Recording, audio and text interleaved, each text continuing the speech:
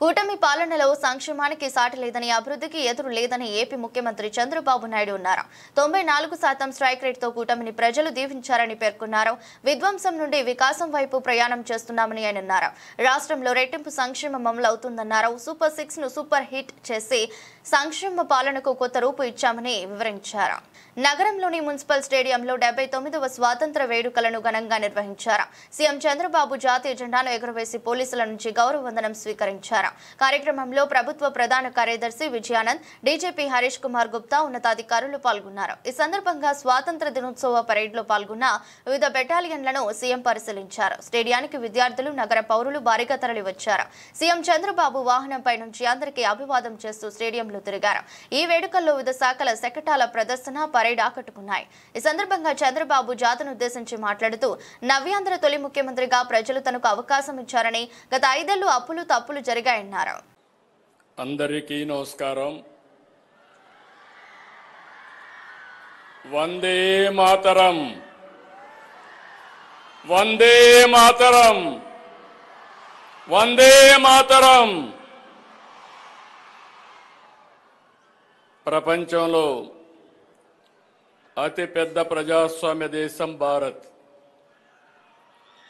నేడు 79వ స్వాతంత్ర వేడుకలు జరుపుకుంటున్న శుభ సందర్భంగా భారతీయులకు, ప్రపంచంలోని తెలుగు వారికి, రాష్ట్ర ప్రజలకు శుభాకాంక్షలు.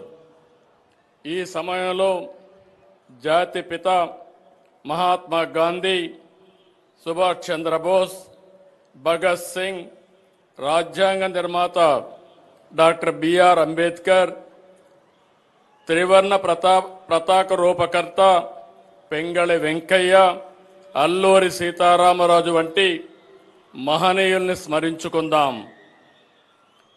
స్వాతంత్రం పొందిన 8 దశాబ్దాల కాలంలో దేశంలో అనేక మార్పులు జరిగాయి.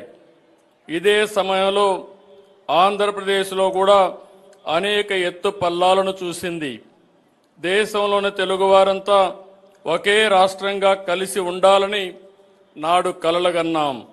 స్వాతంత్రానికి ముందే విశాలాంధ్ర కోసం పోరాడాం.